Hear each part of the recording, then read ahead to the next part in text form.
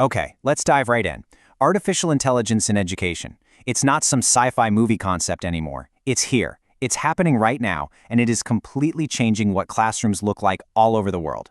So we're going to break down how it's being used, the big hopes and, the fears around it, and what skills are becoming absolutely essential for the future. To really set the stage for this, I think this quote is perfect. It's a great reminder that even though we're talking about some pretty advanced tech, the real goal isn't to replace people, it's to make our interactions even better, to use AI as a tool for richer conversations and, honestly, deeper learning. So, first things first, what does this new AI classroom actually look like? Just how widespread is this technology, really? The answer? Well, it might just surprise you.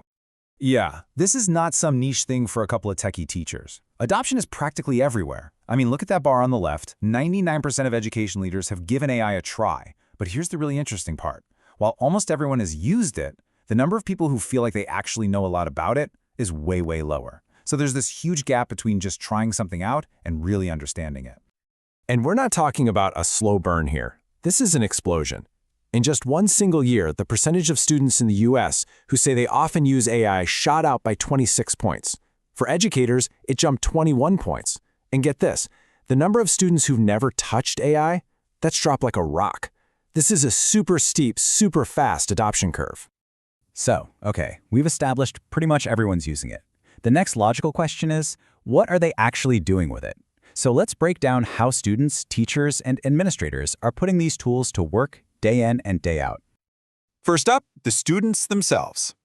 For students, AI has basically become this combination of a personal tutor and a creative partner. You can see the top uses are things like brainstorming ideas, boiling down complex info, getting quick answers to questions, and getting instant feedback on their work. It's all about making things more efficient, more personal, and having a resource that's there for them 24/7. All right, now let's switch gears and look at the teachers. Teachers are leaning on AI as a seriously powerful assistant. They're using it to brainstorm and create lesson plans, which is a huge time saver, but they're also using it to break down really complex topics for their students, and this is so important, to provide accessibility tools that help every single student participate.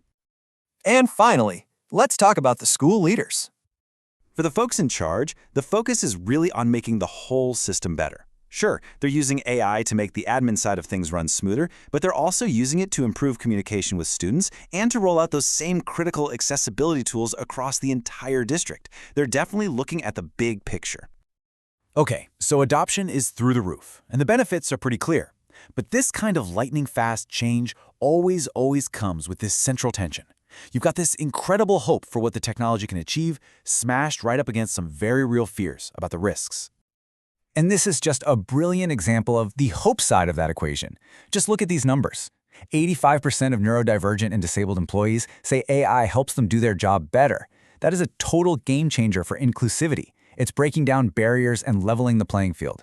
This potential is easily one of the most exciting things about AI in education. But, and this is a big but, with that great potential comes the need for what the research calls guardrails. Without clear policies and rules in place, AI can cause major disruptions, create new worries about academic integrity, and open up some serious data privacy cans of worms. So the bottom line is, you just can't get the good stuff without also managing the risks. And what's just fascinating is who is worried about what. So check this out. The number one concern for educators? Plagiarism and cheating. Now look at the students' top concern, being accused of plagiarism.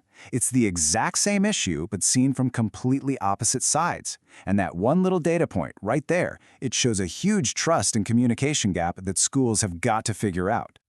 Now, this isn't just a challenge for a single school or district. This is a global thing. So let's zoom out for a minute and see how different countries are strategically gearing up their education systems for a future that's going to be powered by AI. This table gives us a fantastic, at-a-glance look at the different philosophies in play here, and you can see a pretty clear split.